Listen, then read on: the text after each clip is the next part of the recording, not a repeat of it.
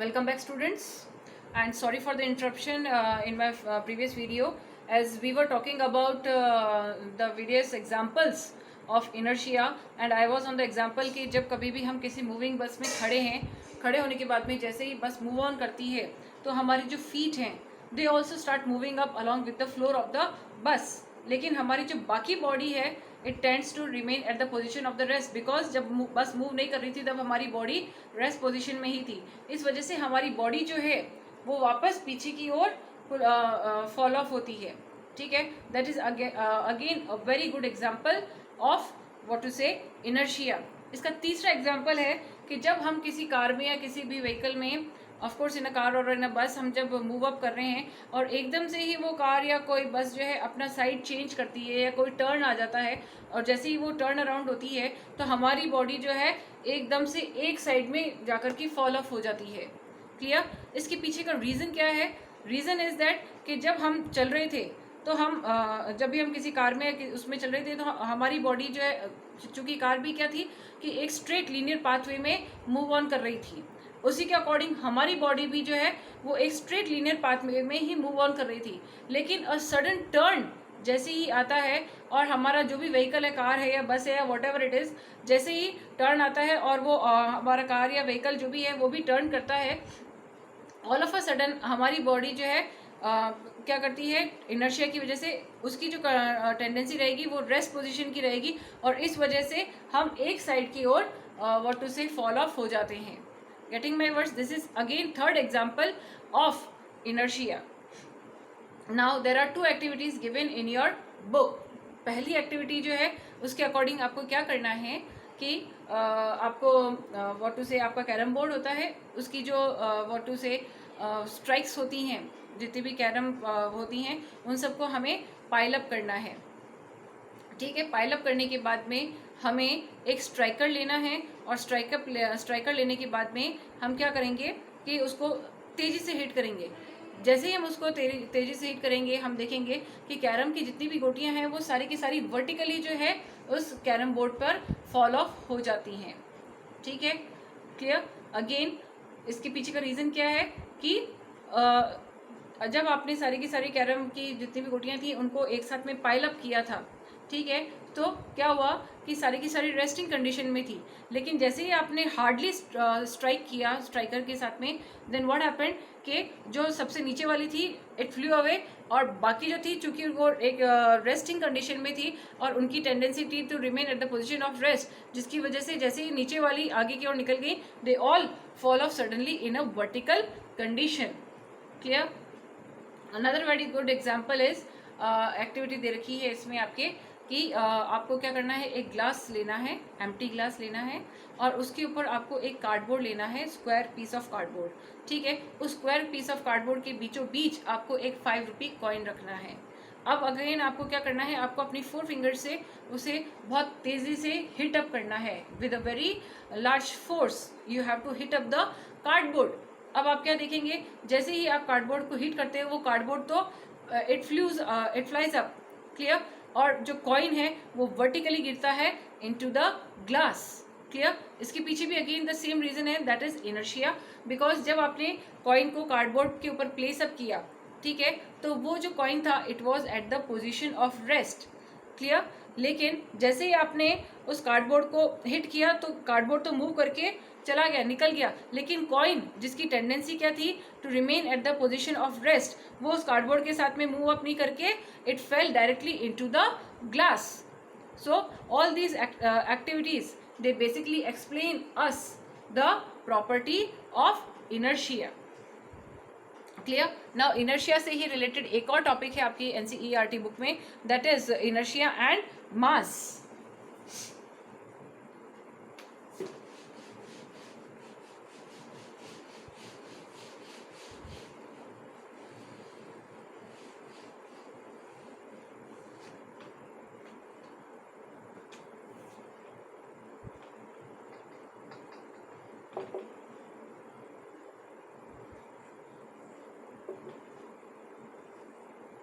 Inertia and mass.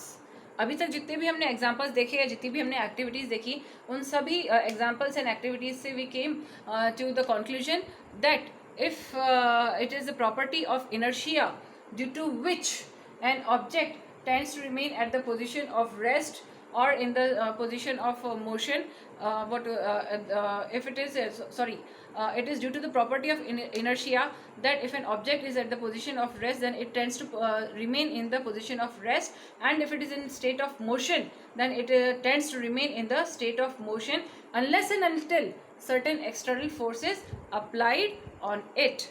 Clear? So that is what is inertia. लेकिन हम topic से deal कर रहे हैं that does mass have any impact on inertia. Clear? So यहाँ पर इस चीज़ को डील अप करने के लिए हम देखेंगे कि वेरिड एग्जांपल्स दे रखे हैं आपकी बुक में. ठीक है, जैसे कि आप कोई एक फुटबॉल लेते हो.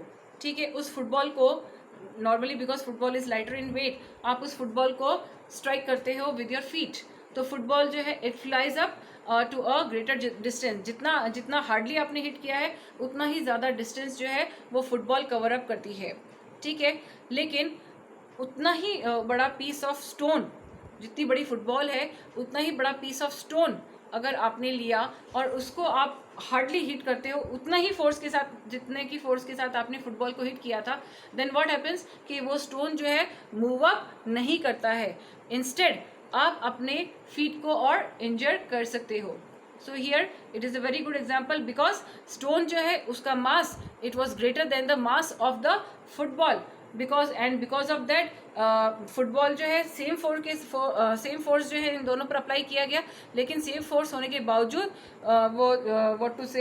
जो मास है फुटबॉल जो है वो तो फ्लाई ऑफ हो गई up to a greater distance, लेकिन जो स्टोन है वो वहीं का वहीं रह गया. अनदर जो गुड एग्जाम्पल है जो हमने सेकेंड वाला एक्टिविटी किया था कि हमने 5 रुपी कॉइन लिया था on the cardboard placed on the glass. ठीक है, अगर हम 5 रुपी कॉइन की बजाय कोई 1 या 2 रुपए का कॉइन ले लेते which is much lighter in weight in comparison to the 5 rupee coin. ठीक है, तो हम क्या देखते कि 5 रुपी कॉइन चूँकि it is having higher mass. ठीक है, वो तो वर्टिकली नीचे गिर गया, लेकिन अगर हम उसकी जगह लाइटर कॉइन लेते 1 और 2 रुपी कॉइन, तो क्या होता कि जैसे ही हम उसको हिट अप करते तो कार्डबोर्ड के साथ में वो कॉइन भी जो है कुछ डिस्टेंस जो है कवर अप करता. It also tends to fly up along with the cardboard. हालांकि कार्डबोर्ड जितना लंबा डिस्टेंस कवर अप नहीं करता क्योंकि cardboard is much lighter in weight in comparison to that coin. Clear? लेकिन फिर भी वो कुछ हद तक डिस्टेंस कवर अप करता. इन दोनों ही केसेस से इट बिकम्स क्लियर कि mass does have an effect on inertia. तीसरा जो एग्जांपल है, हम कार्ट को और मूविंग ट्रेन को कंपेयर करके देख सकते हैं. जब कार्ट के ऊपर हम कोई भी फोर्स अप्लाई करते हैं तो कार्ट की जो वेलोसिटी है वो इंक्रीज हो जाती है बाय लार्जर अमाउंट्स.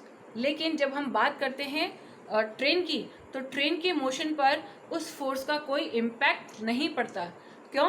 क्योंकि कार्ट जो है उसका mass it is comparatively much less in comparison to the mass of the train. इसी वजह से कार्ट के ऊपर जब भी आपने कोई फोर्स अप्लाई किया तो वहाँ पर उसकी वेलोसिटी इंक्रीज हो जाती है बाय हायर अमाउंट्स. लेकिन जब हम बात करेंगे ट्रेन की, चूँकि ट्रेन का जो मास है वो काफ़ी ज़्यादा है, जिसकी वजह से क्या होता है कि जितना भी फोर्स आपने लगाया वो फोर्स जो है कैंसिल आउट हो जाता है और ट्रेन के मोशन पे किसी तरह का कोई फर्क नहीं पड़ता.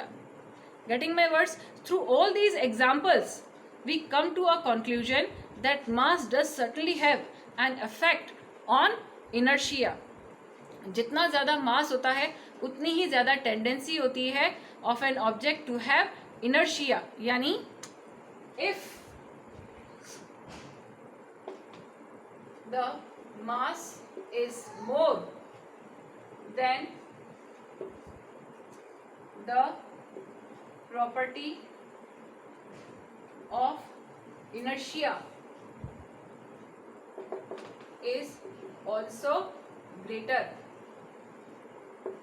ठीक है, यानी अगर किसी भी ऑब्जेक्ट का मास ज़्यादा है तो उसकी टेंडेंसी जो है to remain at the position of rest और to remain at the position of motion वो उतनी ही ज़्यादा होगी. और अगर मास कम है तो उसकी जो टेंडेंसी है ऑफ इनर्शिया वो भी कम होगी. So with this we complete up the topic of inertia as well as the first law of motion. Clear? अब इसके साथ में आपके 4 ब्लूप्रिंट्स दिए हुए हैं. Students, there is a request, kindly आप लोग सारे ब्लूप्रिंट्स, बार बार मेरे पास मैसेजेस आ रहे हैं कि मैम हमें ब्लूप्रिंट्स करने हैं या मेन एक्सरसाइज क्वेश्चन करने हैं. Again and again I am replying. लेकिन अभी मैं अपने ऑनलाइन वीडियो में भी आपको बोल रही हूँ, प्लस जब कभी भी हमारी ऑनलाइन स्ट्रीमिंग क्लास होगी तब भी मैं आपको रिमाइंडर दे दूंगी दैट हमें ब्लूप्रिंट क्वेश्चंस भी सारे करने हैं एंड हमें एनसीईआरटी क्वेश्चंस भी सारे करने हैं. सिंस आप लोगों को कुछ प्रॉब्लम्स आ रही हैं in solving down the questions and कुछ डाउट्स हैं, सो उसके फैसिलिटी के लिए मैं आपको ये क्वेश्चंस जो हैं यहीं पर व्हाट टू से क्लियर आउट कर देती हूँ. ठीक है? सो व्हाट टू से वेरी फर्स्ट क्वेश्चन जो है आपका ब्लूप्रिंट का, जो इस टॉपिक से रिलेटेड है. Which of the following has more inertia? पहला है अ rubber ball and a stone of the same size. दूसरा है a bicycle and a train. और तीसरा है अ 5 rupee coin and a 1 rupee coin. ठीक है? फर्स्ट केस में out of the rubber ball and the stone of the same size mass of the stone is larger, जिसकी वजह से inertia भी उसका लार्जर होगा. ठीक है? सेकेंड जो केस है बाइसिकल एंड अ ट्रेन, चूंकि ट्रेन का जो मास है वो ज़्यादा है in comparison to the bicycle, therefore inertia train का ज़्यादा होगा in comparison to the bicycle. Then third a 5 rupee coin and a 1 rupee coin. ये एग्जाम्पल तो मैंने अभी आपको एक्सप्लेन किया है कि 5 रुपी कॉइन चूंकि इसका मास ज़्यादा होता है, देयरफॉर जो इसका इनर्शिया है वो भी 5 रुपी कॉइन का ज़्यादा होगा in comparison to the 1 rupee coin. Clear? Second जो है आपका question, in the following example try to identify the number of the times the velocity of the ball changes. A football player kicks the football to another player of his team who kicks the football towards the goal. The goalkeeper of the opposite team collects the football and kicks it towards a player of his own team.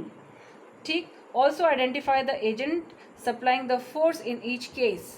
ठीक है? यहाँ पर football जो है कितनी बार उसने अपनी velocity change की है हमें ये बताना है.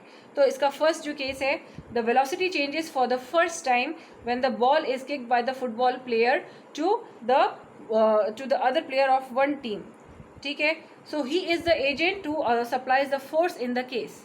सेकेंड जो था, the velocity changes for the second time when the ball is kicked by another player of the same team who naturally became the second agent applying the force in this case. Third जो case है, the velocity changes for the third time when the ball is kicked by the goalkeeper of the opposite team towards the player of his own team. Thus the agent supplying the force in this case is the goalkeeper. ठीक है? तो तीनों आपके examples आ गए इसमें. Now third जो question है आपका, that is explain why some of the leaves get detached from a tree if we vigorously shake its branch. ठीक है? कि अगर आप किसी ट्री को विगरसली शेक आउट करोगे, उसकी ब्रांच को आप विगरसली शेक आउट करते हो, तो आप देखते हो कि बहुत सारी जो पत्तियां हैं वो जो हैं झड़ जाती हैं. ऐसा क्यों होता है?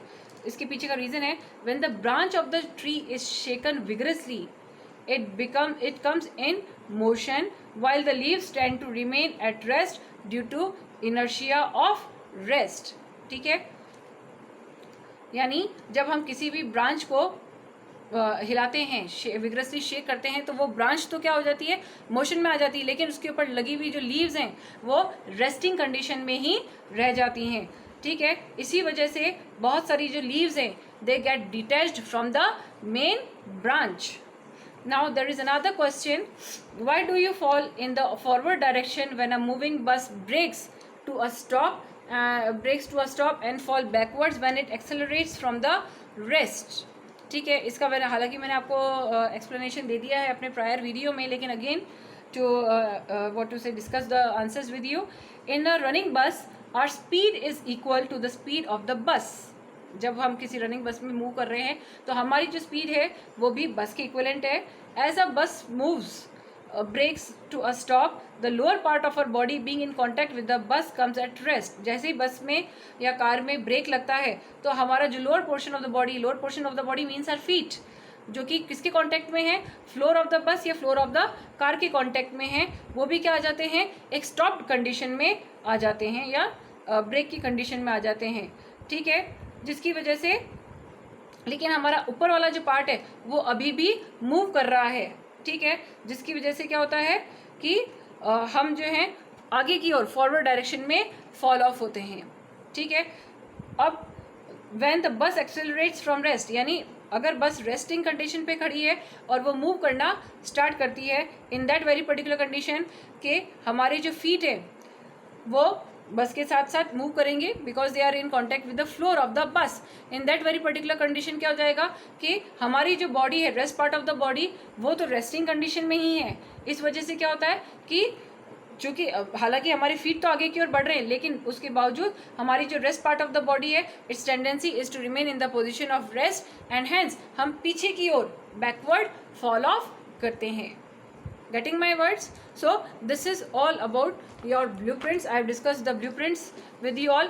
Kindly solve out the blueprints in your homework copy. इससे पहले वाले चैप्टर्स की blueprints प्लस जो मेन NCERT एक्सरसाइज है वो भी आप लोग कवर अप कर लीजिए और उसे अपने नोटबुक में सॉल्व आउट कर लीजिए। और जब कभी भी मेरी ऑनलाइन अपस्ट्रीमिंग क्लास होती है आप मुझे उसका स्क्रीनशॉट भेज दीजिए that you have done the homework. And whenever we are going to meet further on after the opening of the schools, we are just going to have a check out of the homework of your copies, ठीक है। Now in my next video I am going to discuss the second law of motion.